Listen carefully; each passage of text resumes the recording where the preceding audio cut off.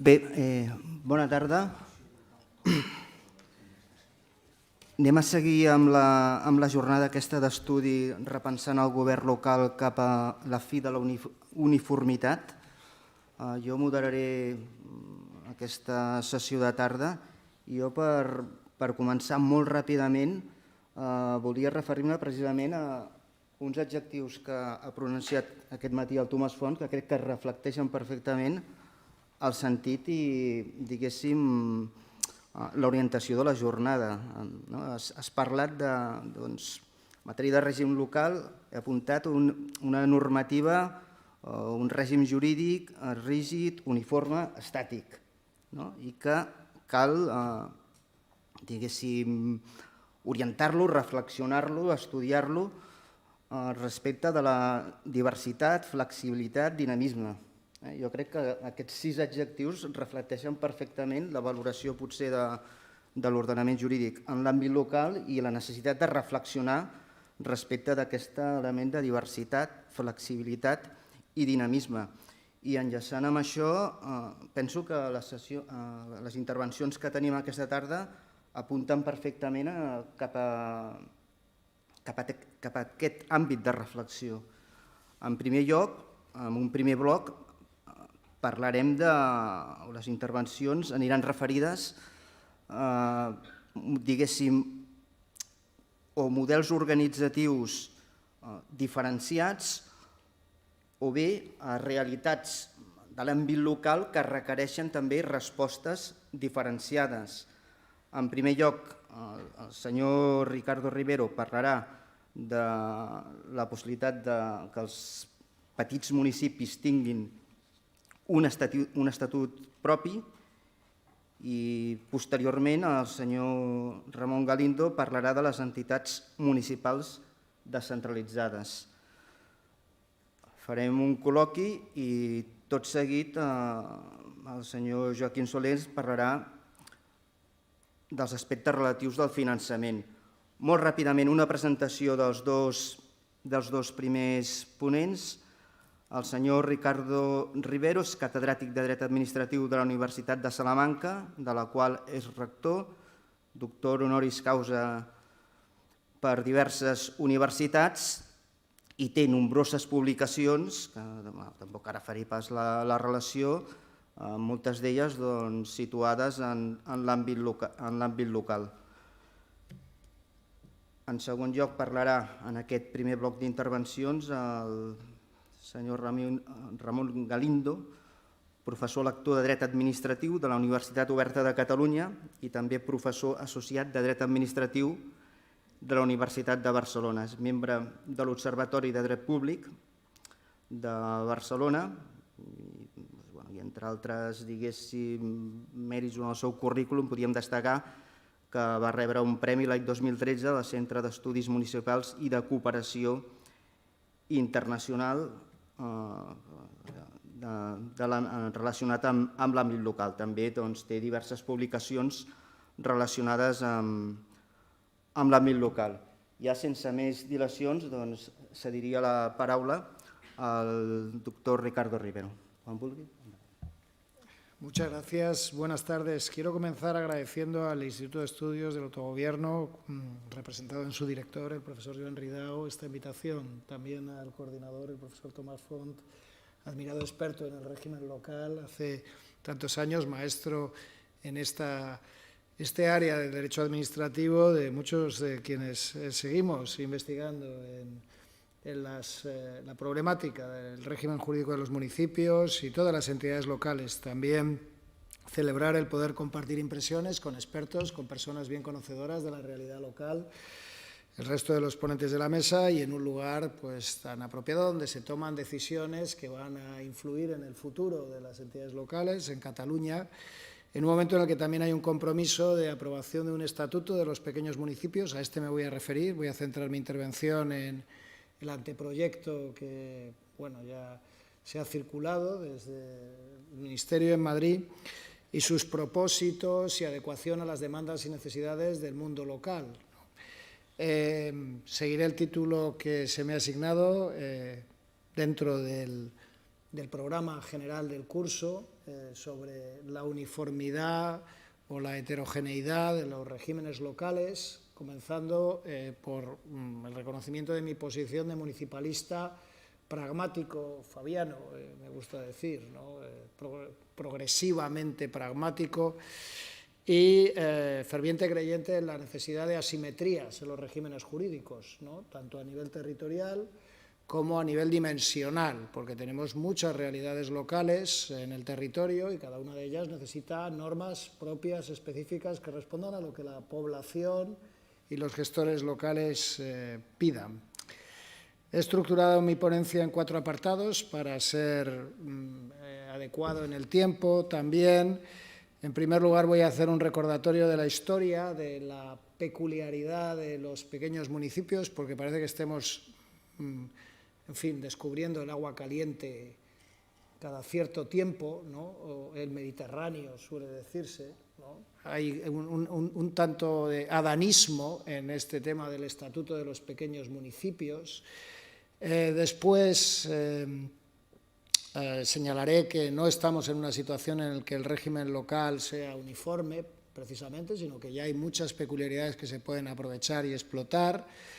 Me centraré en el anteproyecto de Estatuto de Pequeños Municipios desde una perspectiva crítica, plantearé si es una respuesta suficiente o no a las demandas de los gestores municipales y, por último, pues entraré en el tema que los responsables ministeriales se proponen resolver también con esta medida, que es el reto demográfico y la despoblación de las áreas rurales, que es un proceso que lleva desarrollándose muchas décadas, no es nuevo tampoco, y que quizás pueda ser paliado o no con medidas de estatuto peculiar. Pero primero un poco de historia, ¿no? Yo creo que es importante comprender la historia del régimen municipal y del Estatuto de los Pequeños Municipios para no entrar en bucles. Antes de... Bueno, esto es una imagen de las serpientes de Serapis del claustro interior del edificio de Escuelas Mayores de la Universidad de Salamanca. Son analemas, bucles, ¿no? Signos del infinito, ochos, que nos demuestran, es el mensaje humanista, que siempre terminamos haciendo lo mismo, ¿no? Y esta imagen me ha venido a la cabeza y por eso la he reflejado en la diapositiva tras leer un libro de Cirilo Martín Retortillo, publicado en Barcelona en 1950. Cirilo Martín Retortillo era el padre de Lorenzo y Sebastián Martín Retortillo, dos bien conocidos administrativistas, un abogado del Estado aragonés, sobre el municipio rural. Él escribió un libro que, ya digo, se publicó, se editó aquí en Barcelona en 1950 sobre el municipio rural y ya decía que los municipios rurales que no tenían el régimen jurídico que les correspondía, que necesitaban un estatuto peculiar, que había que adecuar las normas municipales a las dimensiones de los municipios. Bueno, hay otros textos de los años 50, 60, 70, hay toda una bibliografía hoy olvidada que reitera argumentos y tiene todo pues, un conjunto de razonamientos que se asemejan mucho a los actuales. Recordando esos textos del siglo pasado, porque ya ha pasado ya mucho tiempo, uno se da cuenta de cómo pues, se produce ese fenómeno, ¿no? Del bucle, de la vuelta a lo anterior. En este sentido, pues también se puede citar lo que escribió Fernando Alvi, otro municipalista muy respetable. Los trabajos de Fernando Alvi, en su detalle, seriedad, completud, tanto del régimen municipal iberoamericano como la gestión de los servicios públicos locales, siguen siendo aprovechables hoy. Más de medio siglo más tarde, uno lee los libros de Alvi y se da cuenta de que para el régimen local, sobre todo gestión de servicios públicos, pues son textos muy prácticos, muy profundos, muy detallados. Bueno, pero Fernando Alvi estaba en contra de la comprensión del municipio como entidad natural. Tiene trabajos en la revista de Estudios de la Administración Local y Autonómica que decía, no, mire usted, el municipio no es una entidad natural, aquello que estudió Ramón Martín Mateo en su tesis sobre el municipio y el Estado en el derecho alemán, también hace un montón de años. Y entonces, como el municipio no es una entidad natural, lo único que importa es la eficiencia. Si hay que fusionar municipios, pues fusionemos municipios. Si hay que articular fórmulas de intermunicipalidad, pues hagamos que los municipios actúen coordinados a través de ese tipo de fórmulas. Y lo cierto es que a Fernando Albi le escuchaban y le hacían caso los responsables ministeriales de entonces, de los años 60 y 70, ¿no? Yo he recuperado proyectos de Cruz Martínez Esteruelas, que era un ministro conocido por su paso por los negociados de educación, pero que también tuvo responsabilidades en el ámbito local, y los proyectos Martínez Esteruelas del 67 y las propuestas de reforma del régimen local del 71 se parecen mucho a lo que hoy vemos en los documentos ministeriales o en la dialéctica de las alternativas a seguir para resolver el problema de los pequeños municipios. Unos proyectos dicen que hay que trabajar la intermunicipalidad y la colaboración, y de esto mucho habla el anteproyecto y la literatura contemporánea, y otros que hay que intervenir sobre la planta y fusionar municipios.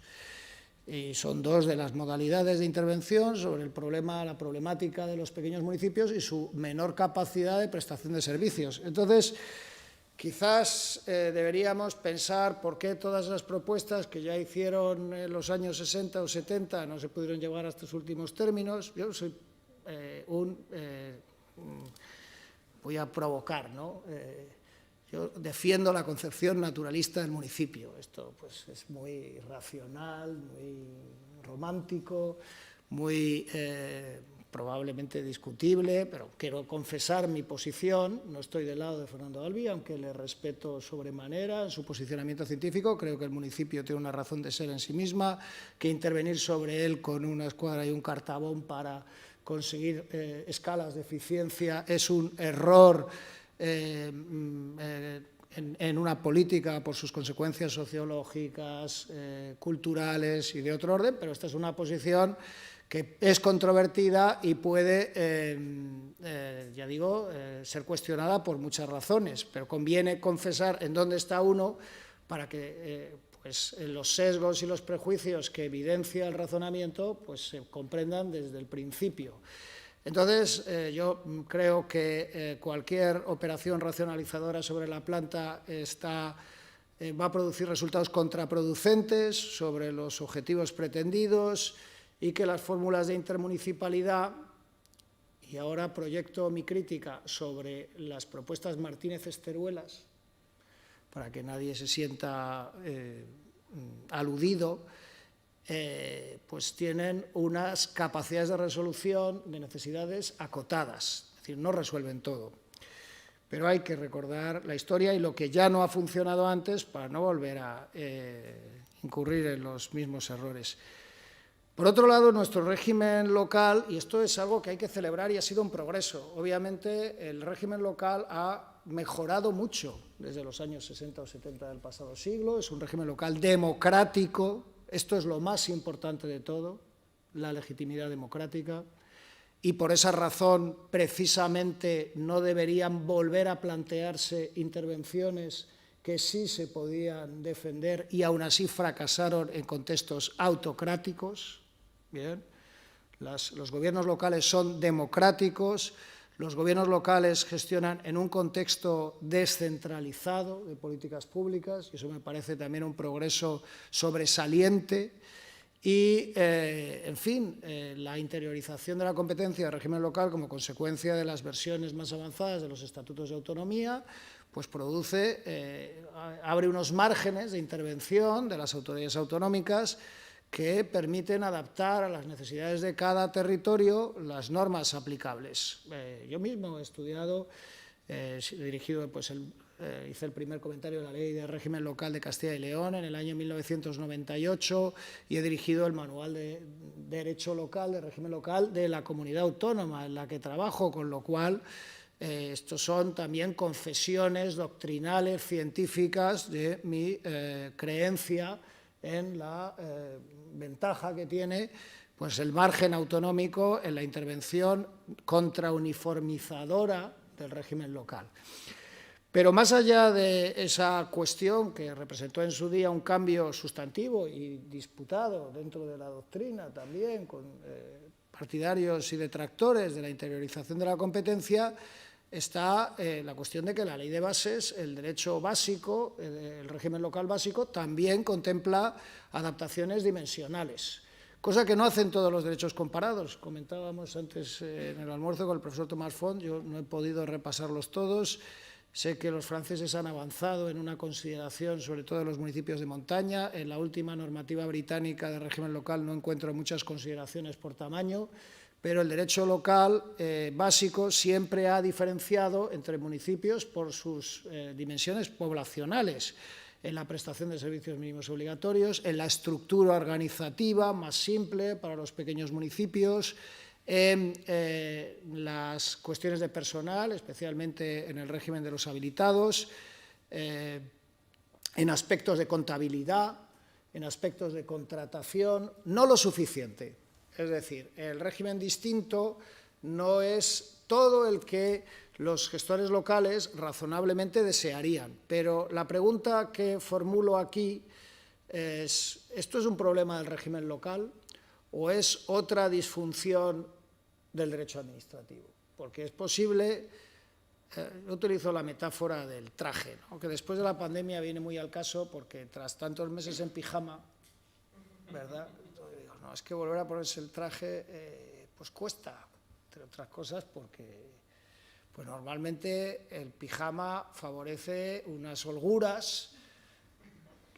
No, bueno, ya hemos superado esa etapa, ¿verdad? Y estamos aquí todos presentes, lo cual es fantástico, pero claro, el traje a medida, ¿no? El traje no es lo mismo llevar un traje de Zara, ¿no?, como el que yo llevo, que intento mantenerme en esa situación, ¿no?, el traje de Zara que me queda bien porque se ahorra un montón de dinero, ¿no?, que hacerse un traje a medida. Entonces, el traje a medida puede ser muy cómodo, pero bueno, no podemos hacer siempre trajes a medidas para todo, y a lo mejor es que no es un problema de la talla como del tejido o del estilo de traje. Y eso es lo que no nos gusta, porque a lo mejor no nos gusta o no les gusta a los gestores locales de los pequeños municipios, no el régimen local, sino la ley de contratos, porque la ley de contratos es un horror. Cualquier gestor público, no solo un gestor local, sino cualquier gestor público, sabe que la ley de contratos es un horror, o que la normativa de... Bueno, no voy a hablar de la pesadilla de los fondos europeos, ahora publico un libro con un gestor local, con Valentín Merino, aparecerá este mes sobre la gestión de los fondos europeos por las corporaciones locales, y eso es una pesadilla. Muchos pequeños municipios no están solicitando proyectos de nueva generación porque no hay forma de que asuman las cargas. Pero eso es un problema del régimen local, ¿no? Es que quien ha elaborado la normativa de justificación de los proyectos europeos, pues está pensando en organizaciones con unas capacidades no de recursos propios, sino de contratación de personal externo para que se lo haga, especializado, que no tienen los pequeños municipios. Entonces, yo no creo que la demanda, voy a ser de nuevo provocador, es por la hora, no por otra razón deliberada, no creo que la demanda de un régimen específico de los pequeños municipios se resuelva con tantas adaptaciones del régimen local, estructurales, organizativas, que no esté ahí la solución, sino que a lo mejor necesitamos pues, moratorias o excepciones o zonas francas de derecho administrativo, licencias, los problemas de la adaptación y la aplicación de los procedimientos de concesión de licencias en el mundo local. Pues este es un tema y no se resuelve con las normas generales de régimen local, requiere intervenciones sobre las leyes sectoriales. Entonces, si solo ponemos el foco sobre el régimen local, donde los márgenes de heterogeneidad son muy amplios ya, en los que tienen en sí en su mano los poderes autonómicos y los que puede ejercitar y ha ejercitado el legislador básico, yo creo que desaprovechamos la oportunidad de comprender y afrontar el problema, que es la dificultad de trasladar un derecho administrativo que tiene una impronta muy uniforme y prevista y pensada solo para grandes estructuras a entidades no profesionalizadas, de pequeñas dimensiones, con menos recursos. El anteproyecto de Estatuto de Pequeños Municipios es una propuesta suficiente, ya entro a la actualidad y al debate. Yo lo he podido estudiar en detalle y creo que, pues, en primer lugar, con ese título, pues pues se afrontan distintas reformas, algunas se refieren a los pequeños municipios y otras no tienen absolutamente nada que ver con los pequeños municipios, pues con la excusa de quitarles esa responsabilidad de manera directa a los pequeños municipios, se traslada a todos los municipios una obligación que está prevista en normas europeas de digitalizar la información de acceso a todos sus servicios. Eso lo tienen que hacer todas las administraciones públicas, porque lo exige Europa en un plazo que no está tan distante, y entonces, bueno, se dice, es una curiosa formulación, ¿no? Se dice, diciendo que los pequeños municipios se lo pueden encomendar a las diputaciones, se dice que todos lo tienen que hacer.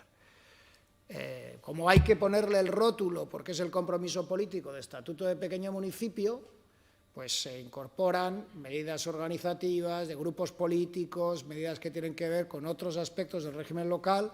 De paso, también se integra la propuesta dentro de los compromisos adquiridos con la Comisión Europea de modernización de la administración pública, por eso en la exposición de motivos hay una referencia al plan de recuperación y resiliencia, y luego pues hay una panoplia, un conjunto de soluciones al problema de los pequeños municipios que pues no parecen muy innovadoras. Son incrementales en el sentido técnico de la reforma respecto de lo que ya conocemos. Hay un énfasis extraordinario en la intermunicipalidad, pero esa solución pues lleva planteándose como alternativa muchos años y ha dado de sí gran parte de lo que puede dar de sí. Es buena la intermunicipalidad, es buena la colaboración, pero se enfrenta a cuellos de botella no resueltos, que no tienen origen normativo siempre, otros sí.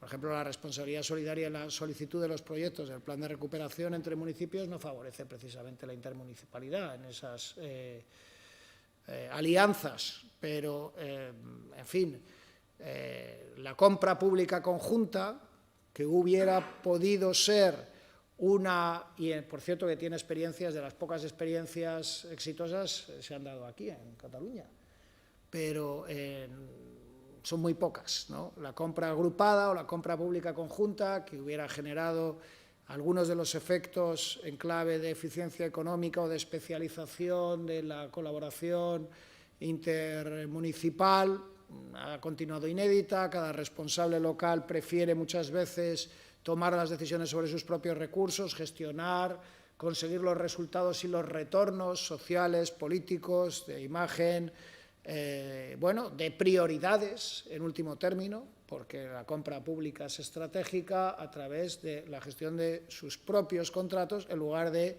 compartir. Entonces, la idea de que le vayan a dar a las diputaciones, como sugiere el anteproyecto, la responsabilidad de la gestión de los servicios, que ya en muchos casos lo hacen, municipios muy pequeños, pero en otros no, en un nivel mayor como consecuencia de este texto, pues parece insuficiente. No digo que no sea una buena idea, lo es, pero es solo incremental respecto de la situación que estamos viviendo ahora.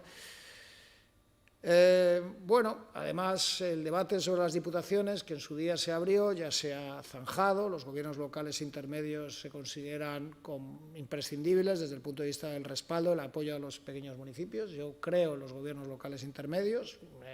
Me opuse en su día a las propuestas de supresión de las diputaciones provinciales, entonces creo que su papel tiene sentido, aunque no igual en todas las zonas del territorio. Es decir, hay lugares donde las diputaciones provinciales tienen una razón de ser perfecta y total y otros en los que puede que no. Bien, pero no hay nada nuevo en todas estas propuestas de colaboración interadministrativa y de apoyo desde las diputaciones en el anteproyecto. Si es esto todo lo que tiene que ofrecer la reforma legal, pues no va a satisfacer las peticiones de los gestores de los pequeños municipios, en mi opinión. La panacea de cambio normativo procedimental que se incorpora al anteproyecto es la generalización del procedimiento simplificado. Es un avance, pero en realidad lo que piden muchos gestores locales es pues una generalización del contrato menor sin procedimiento, por ejemplo, y de otras decisiones que simplifican al máximo la toma de decisiones y que evitan pues, los costes burocráticos, de tramitación, etcétera. El hecho de que haya un respaldo legal a la simplificación del procedimiento con carácter general evita pues, riesgos de observaciones externas de órganos de control o de anulaciones de decisiones cuando se utilice ese procedimiento. Ya digo que, desde luego, es una mejora respecto del estado de cosas actual, pero tiene la misma característica con la que he calificado el conjunto de la reforma, que es el incrementalismo respecto de soluciones ensayadas que no han resuelto las verdaderas demandas de los gestores locales, y no creo que este texto vaya a hacerlo tampoco ahora.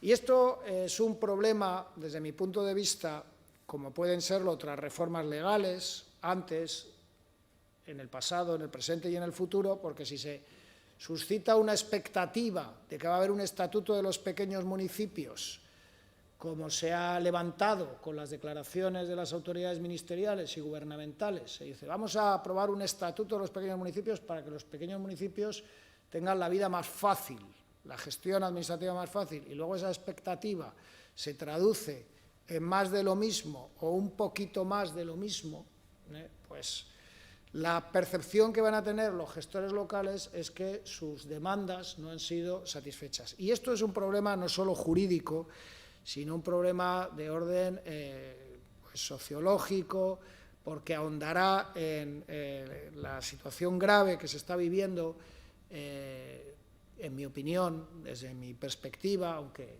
en cada lugar se divisará de forma distinta, que es una cesura y una distancia creciente entre el mundo rural y el mundo urbano.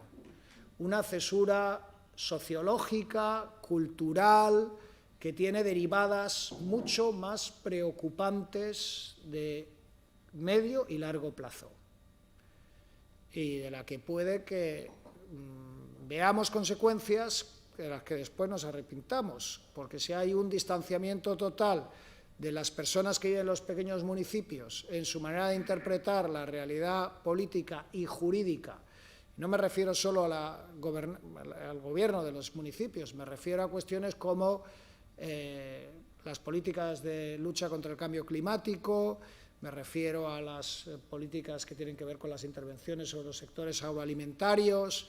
Si la percepción que tienen los habitantes de las zonas rurales es que sus necesidades no son atendidas por las políticas públicas, eso puede generar consecuencias graves de orden sociológico.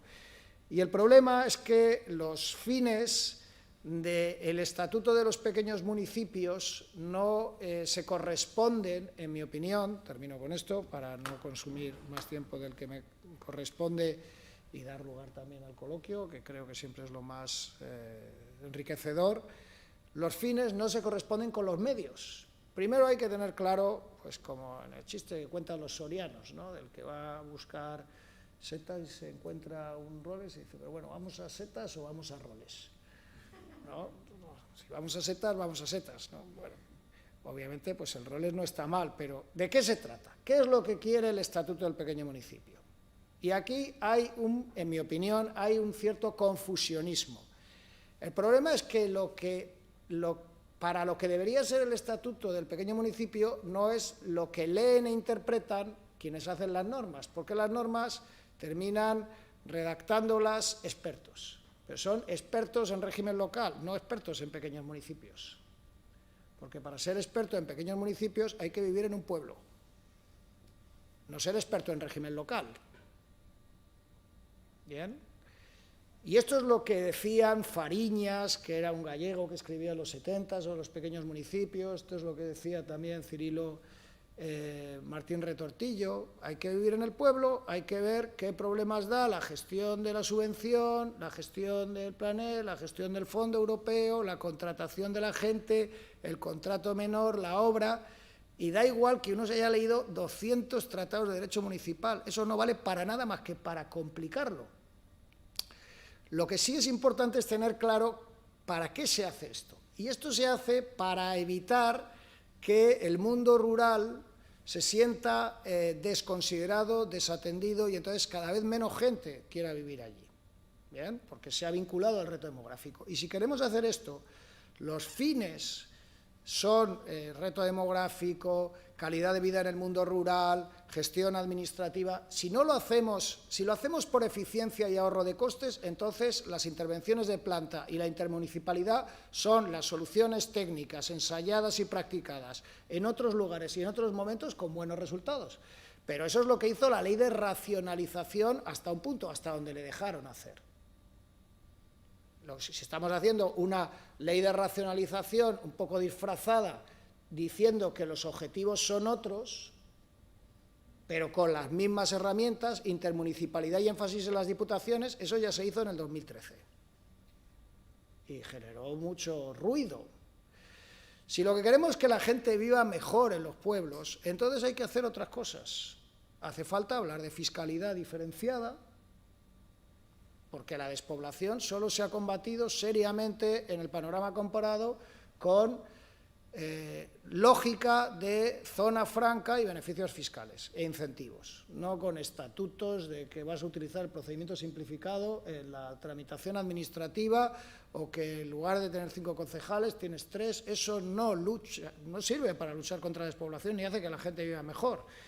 Hay que hablar de beneficios fiscales y hay que hablar de romper tópicos. Yo esto mismo lo decía en Valladolid hace un mes y medio, en la Diputación Provincial de Valladolid, y empezar a hablar de cosas como que cómo conseguimos que la gente que pasa mucho tiempo en las zonas, en los municipios pequeños, se empadrone allí.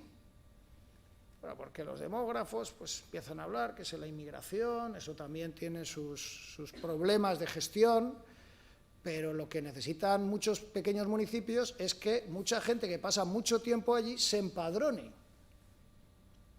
Entonces, a lo mejor deberíamos buscar medidas concretas para favorecer el empadronamiento.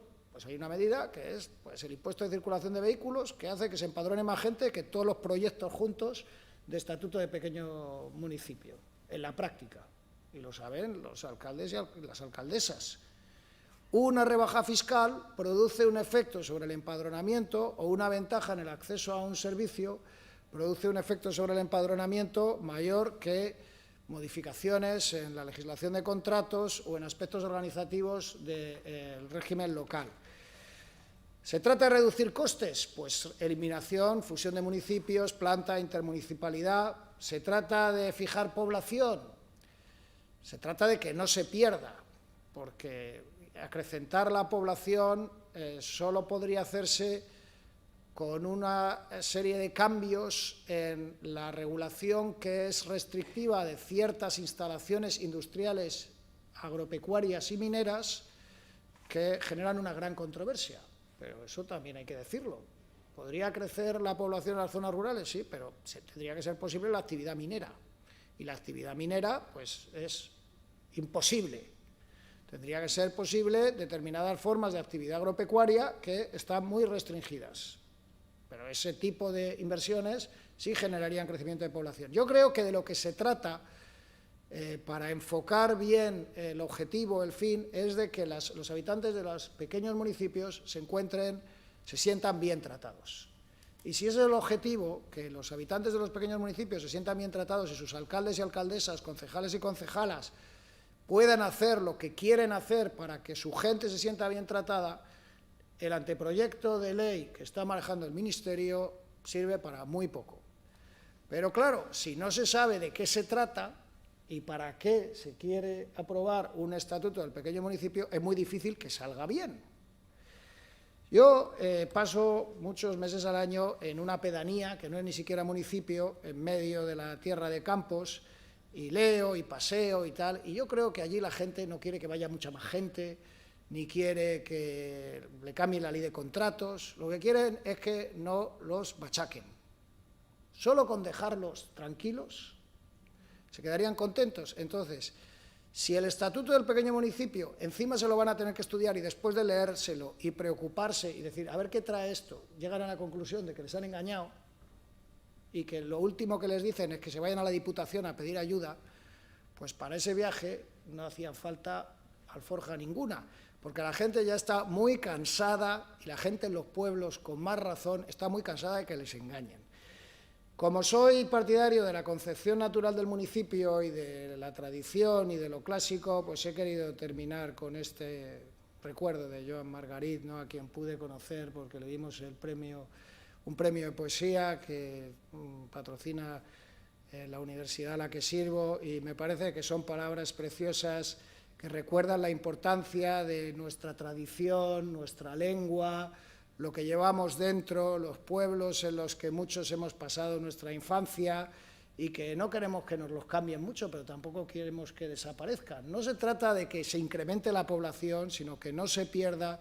No se trata de que allí pues, puedan hacer lo que quieran, pero que tampoco los vuelvan locos con nuevos requerimientos administrativos. Se trata, bueno, de que la gente pueda vivir. Y la sensación que tienen hoy en día, por lo menos en los lugares rurales que yo conozco, es que cada vez se lo ponen más difícil. Y habría que pensar por qué tienen esa sensación.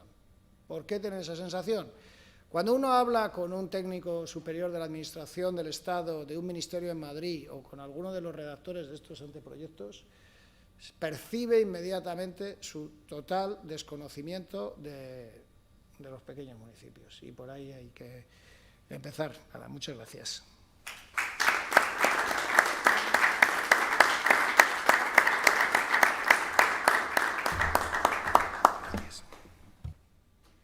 Moltes gràcies, professor Galindo. Tot seguit obrim un torn de preguntes. Hola, sí. Hablaré en castellano para que me entienda el profesor Rivero. Yo solo quería comentar en primer lugar, soy alcalde de un municipio, Castillo de Farfanya, en la comarca de la Noguera. Y bien, de su exposición, la verdad que le agradezco mucho el análisis, y creo que muchos compañeros alcaldes y alcaldesas, algunos me acompañan aquí, podrían estar totalmente de acuerdo con su exposición. Realmente sentimos que nos falta este acompañamiento, ¿no? Y que celebramos que por parte de la Generalitat pues, hay ya un primer anteproyecto de ley sobre el Estatuto del Municipio Rural, pero de su aportación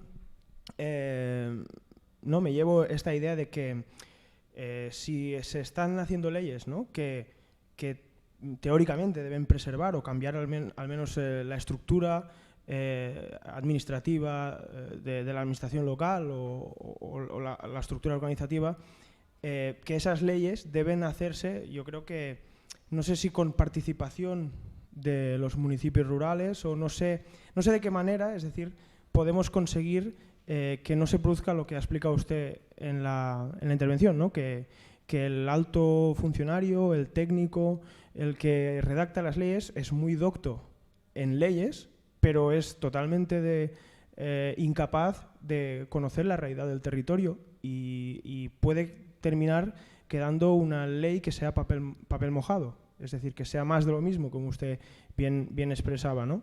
Entonces, de ahí una primera pregunta que tengo, ¿no?, el hecho de cómo podemos revertir y crear, no sé si una correa de transmisión entre la base, que tal vez somos los alcaldes y alcaldesas de los municipios rurales, o no sé si hay que abrirlo también a la ciudadanía, a un proceso participativo. No sé muy bien, la verdad, pero me gustaría saber cómo conectarlo. Sí que es verdad que, por ejemplo, nosotros, algunos de los que estamos aquí, formamos parte de un lobby, que es Eines de Repoblament Rural, formado por 523 alcaldes y alcaldesas de municipios de menos de 2.000 habitantes, y que en cierto modo hemos intentado hacer esta correa de transmisión de problemáticas y algunas herramientas que proponemos para la solución de estas problemáticas. Evidentemente, con una plataforma como la nuestra puede dar su voz al respecto y tal, pero me refiero a que incluso a nivel jurídico, el debate jurídico, ya como catedrático en Derecho, le hago más la pregunta en el sentido jurídico, ¿no? ¿Esa ley debería ser una ley de mayor rango? Es decir, ¿deberíamos estar hablando de crear una ley orgánica del Estatuto del Municipio Rural que esté por encima del resto de leyes? Porque claro, si hacemos una ley que está al mismo rango jurídico que el resto, cuando se haga elaboración normativa, cuando se haga incluso ya no me refiero a leyes, cuando se hagan reglamentos que desplieguen esas leyes, tal vez el problema persistirá, porque no estarán entroncadas a cumplir una ley de rango superior. No sé si cree usted que esa sería una fórmula también jurídica. Esa es la segunda pregunta que tengo, de si debería haber una ley de mayor rango, como una ley orgánica, que lo regule y que nos permita revertir esa situación, no solo en aspectos de pérdida de población, sino en aspectos de administrativos. Yo le puedo hablar de mi caso concreto, donde estoy haciendo desde el mantenimiento de la página web de mi municipio hasta tareas de secretario, tareas de técnico municipal. Hago más de 13 horas al día para que el ayuntamiento funcione, y pese a que el secretario ya hace más del 80% de tareas administrativas de respuesta de otras administraciones. Es decir, el secretario no se dedica a Castelló de Farfanya, se dedica mayormente a responder al síndic de Greuges, o a responder a la Generalitat de Cataluña, a la Sindicatura de Comptes, o a responder a la enésima institución que nos pide informes, etcétera, etcétera, etcétera. Y pese a eso,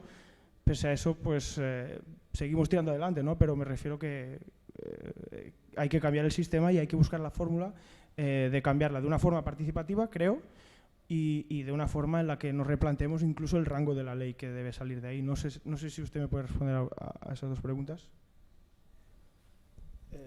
Pues muchas gracias por expresarlo con tanta lucidez, tanto acierto y tanta elocuencia, porque esto es lo que piensan miles de alcaldesas y de alcaldes en todo el territorio. Lo que usted ha dicho con una precisión técnica que yo voy a intentar completar desde mi punto de vista es la realidad de la gestión local en municipios sin recursos suficientes, sin medios, donde si es el entusiasmo, la energía, la vocación de servicio lo que hace que los proyectos salgan adelante, y con una serie de contratiempos burocráticos y, por cierto, también exponiéndose.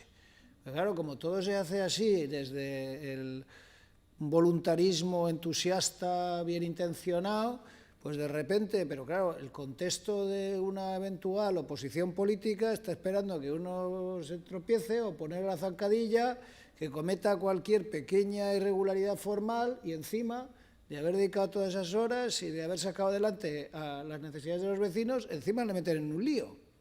Es una parte que no ha contado, pero que también está ahí, porque si, bueno, he hecho 13 horas, saco todo adelante con tal, pero luego, pues, me lo van a agradecer algún día, pero es que luego tengo a otros detrás con la escopeta esperando a ver por dónde me equivoco. Entonces, esta es la situación.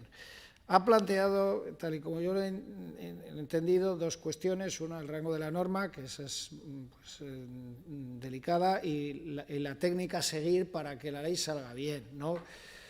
Bueno, hay muchos mecanismos participativos que se han teorizado y que son muy interesantes para conseguir que las normas reflejen la agenda de la gente y no la agenda tecnocrática.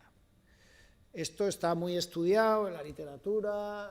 Ahora últimamente pues, es la metodología, lo que está de moda se llama conversaciones de consenso, que son pues, nuevas formas de participación, pero lo que ustedes están haciendo es lo más inteligente, un lobby de alcaldes. Esto es lo efectivo. O sea, yo creo que están haciendo lo inteligente. Ustedes se reúnen y hacen terapia de grupo, y se cuentan sus penas, se apoyan recíprocamente, pero si es que funciona así la cosa. Tener un lobby de alcaldes es inteligente, porque por lo menos no lo sufren solos, sino que, o sea, cuando uno tiene una serie de problemas y los comparte con otras personas que tienen la misma experiencia, y esto está surgiendo por todo el territorio. Yo hace un par de semanas estaba en un foro y se acercaron de una comarca del sur de la provincia de Palencia, 4 alcaldes. La Diputación no nos hace caso, la Junta nos ignora, ¿qué va a pasar aquí? Estamos, y gente joven que quiere sacar adelante sus municipios. Entonces, yo creo que hay un error de concepto. A ver, primero, o sea, esto del estatuto del pequeño municipio es un trampantojo, hablando claro. Un trampantojo es como un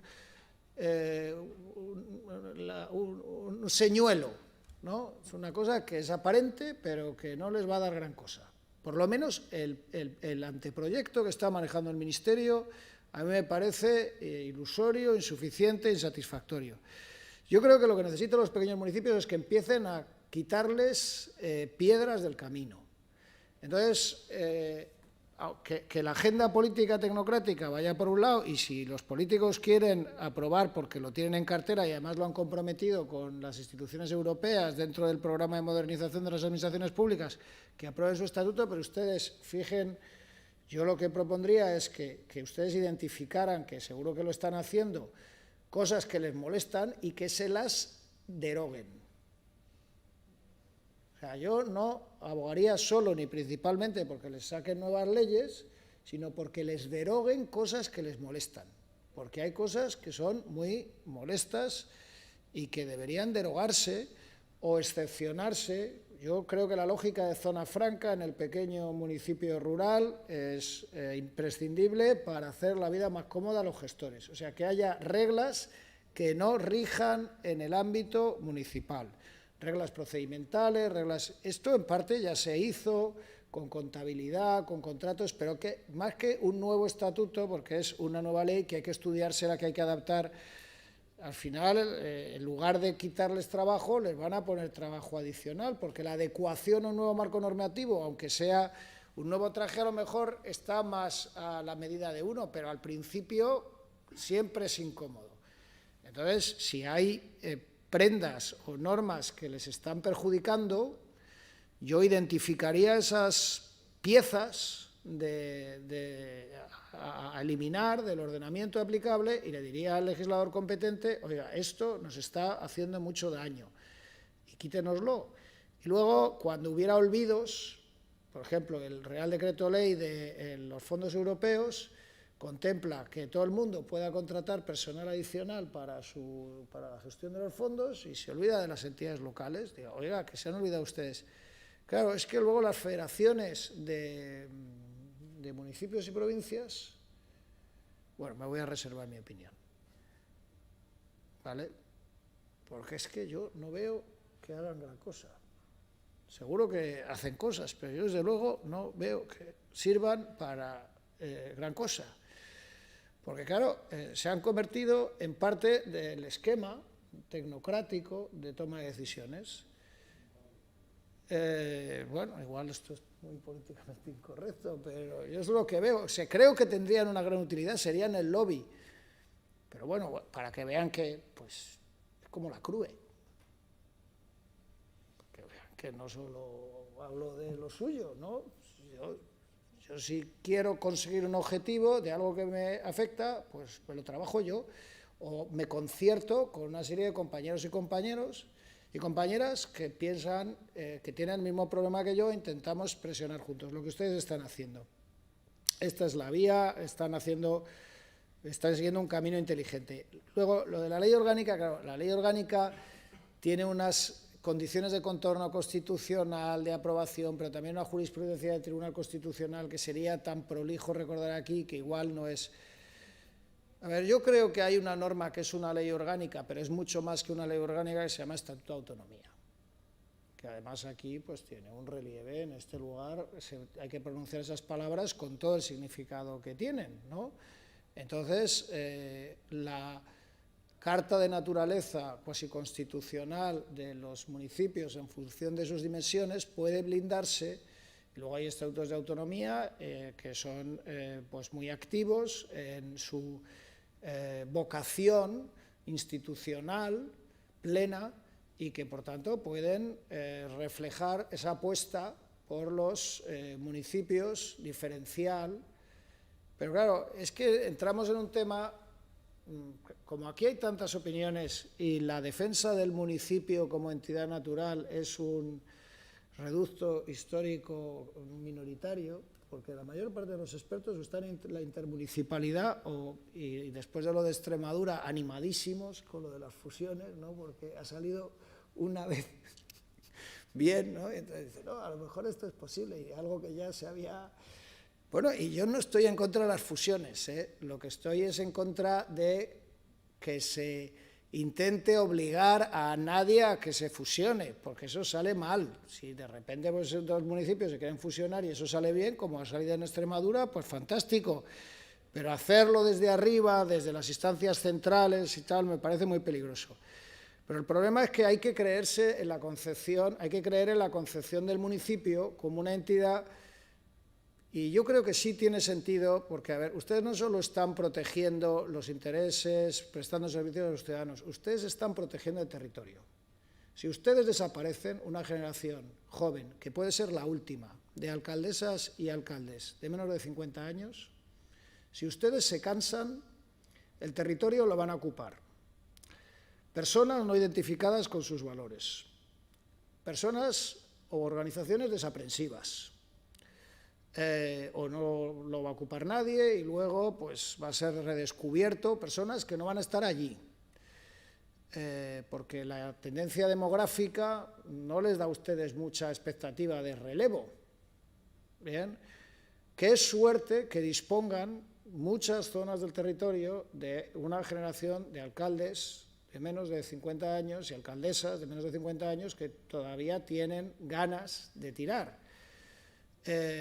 ¿Cómo lo pueden conseguir? Respondiendo a la segunda pregunta, pues hombre, yo no sé si el estatuto, pero hay declaraciones de concepto, políticas, y sobre la naturaleza de la ley de bases de régimen local hay toda una serie de interpretaciones de su naturaleza jurídica que, aunque no estemos ante una ley orgánica, se considera que es una ley que tiene un alcance estructural, es decir, no hace falta tener un rango orgánico para que una ley tenga una influencia transversal y sea respetada. Lo que hay que generar es una cultura de respeto del pequeño municipio. Y claro, el otro problema, ya termino con esto, es que ustedes les han metido en el concepto general y difuso de autonomía local. ¿Vale? Siempre que se habla de todos los municipios sale el tema de la autonomía local, con sus detractores, sus partidarios, y luego está la cosa del gobierno local, que también es un concepto en el que yo creo, pero necesitan un reconocimiento de personalidad diferenciada. Porque si su derecho y su posición se confunde con la genérica de todos los municipios y no tiene un reconocimiento propio, pues entonces, bueno, pues ¿qué es lo que les diferencia? Pues esa mínima profesionalización, ese carácter de proximidad total, que permitiría defender excepciones a la aplicación de la normativa administrativa, no la de régimen local, de contratos, de subvenciones, de contratación de personal, y adecuar el régimen jurídico a la realidad de los hechos, de cómo se hacen, porque luego todo el mundo sabe cómo se administra en los pequeños municipios, de verdad, y les sitúan a ustedes en unas posiciones que son muy comprometidas, porque tienen que hacer cosas que luego encajarlas dentro de la normatividad resulta imposible. Entonces, no creo que la ley orgánica sea la solución factible, pero sí algún tipo de pronunciamiento legislativo al que se reconozca un valor, al menos en la posición ordinamental superior, y creo que la forma más segura de participar en el proceso legislativo es como lo están haciendo a través de un lobby. Y luego, no crean que decir que los expertos de las instituciones centrales son tecnócratas que ignoran sus intereses y su realidad es una exageración. No se dejen engañar, porque eso funciona así. Y yo, créame que si algo he aprendido es que he visto cómo funciona en general el sistema. Y si le preguntan a alguno que se ha ido a Madrid desde aquí, siendo alcalde, y que les cuente la verdad de lo que ha visto, pues a lo mejor les dice todavía algo más crudo que lo que les estoy diciendo yo, porque ahí están los abogados del Estado, que son unos señores que lo único que van a decirle a quien quiera cambiar este sistema es que no se puede hacer nada, porque les seleccionan y les pagan para eso. Entonces, si alguien se deja convencer por un aparato que está diseñado para catecontizar, es decir, congelar el sistema, pues nunca va a conseguir nada. Entonces ustedes peleen y digan, no, pues no me convence el argumento del técnico, por muy experto que sea, y usted me elimina esto, y hagan lobby y consigan que les eliminen las barreras normativas que les hacen la vida imposible. Sobre todo aquellas, yo empezaría por las que les sitúan en posiciones comprometedoras. Por ejemplo, un alcalde no profesionalizado no debería estar expuesto a las mismas responsabilidades que alguien que tiene una dedicación plena y cobra un buen sueldo. Y eso, pues, no se está diciendo. O sea, ¿cómo es que señores que lo están haciendo por amor al arte y señores que lo están haciendo por amor al arte están expuestos a los mismos riesgos de responsabilidad personal con su patrimonio, responsabilidad contable? Yo eso lo he estudiado a fondo. La responsabilidad contable es un desastre jurídico. La responsabilidad penal.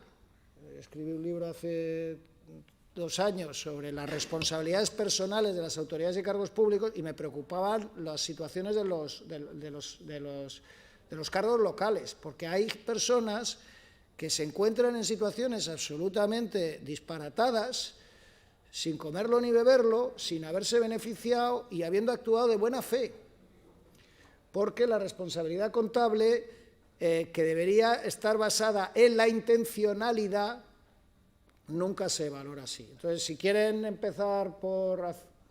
bueno, yo les aporto aquí una línea de lobby, que es que les excepcionen también algunas responsabilidades.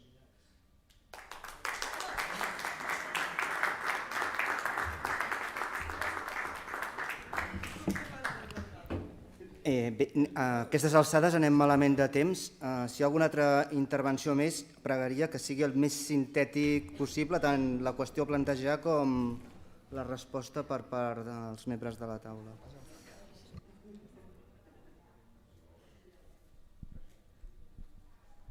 Intentaré ser breu.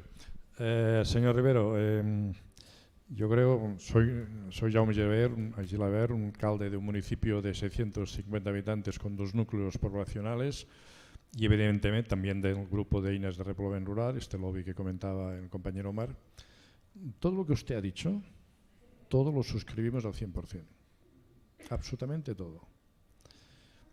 Nosotros hemos elaborado un documento de trabajo en el cual nos hemos dedicado a identificar los problemas que tenemos y además darle la solución que consideramos más adecuada.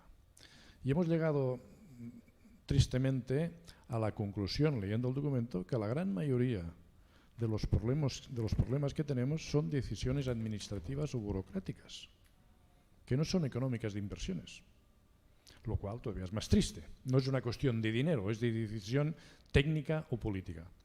Usted ha puesto el dedo en lo que diríamos en el ojo en varios temas, y sobre todo el que usted ha tocado últimamente, que es la responsabilidad personal de alcaldes que la gran mayoría no tienen prácticamente un sueldo y que se hace de la máxima buena voluntad posible. Esto es una aberración. Es decir, la administración más próxima al ciudadano, que es la municipal, y especialmente los municipios rurales, que son los más pequeños poblacionalmente hablando, tenemos que afrontar unas responsabilidades por las cuales no tenemos ni el personal adecuado técnicamente, ni quizás algunos ni la formación adecuada. Por tanto, que se nos compare igual que las ciudades o los municipios poblacionalmente muy grandes, pensamos que es un sinsentido, ¿no? Nosotros ahora tenemos en Cataluña una esperanza, ¿no?, en este momento, porque el departamento que organiza esta jornada, el Departamento de Presidencia, está empezando a elaborar este Estatuto de los Municipios Rurales. Esperemos y estaremos atentos y lucharemos y colaboraremos y hagamos lo que haga falta para que se recoja estas particularidades, porque el problema que tenemos la gran mayoría de nosotros no es una cuestión de gestión municipal. El principal problema que tenemos el día de hoy es el exceso de burocracia que nos llega encima, porque se nos trata igual que en una gran ciudad. Se trata igual a mi municipio o a más pequeños municipios, que tenemos una alcaldesa de un municipio de 200 habitantes, se le trata exactamente igual burocráticamente que Barcelona. Con las mismas responsabilidades. Usted lo ha dicho muy bien, es que no puedo añadir nada más. He querido pedir la palabra para agradecer sus palabras y porque realmente estamos absolutamente de acuerdo en lo que usted dice y creo que nos podríamos quedar cortos. Creo que a veces las palabras sobran, ¿no? Usted ha insinuado algunas cosas. Totalmente de acuerdo. Totalmente de acuerdo. Quien nos debe de proteger no nos protege. Y encima pagamos cuota. Pagamos para que no nos protejan, lo cual ya es de tontos, es que somos tontos. No, llegamos a la conclusión que somos tontos. Hay un problema grave en este país. Evidentemente en Cataluña lo hay, esperemos que ahora se resuelva, estaremos con el gobierno para lo que haga falta, pero bueno, en el Estado ya sin comentarios. Porque la gran mayoría de problemas que tenemos, sobre todo de responsabilidades, vienen del Estado, no vienen de la Generalitat, que también vienen, pero sobre todo del Estado. Nada más, no era ninguna pregunta, era simplemente agradecerle todo lo que usted ha dicho, porque lo compartimos al 100% y creo que nos hemos entendido con usted a la perfección.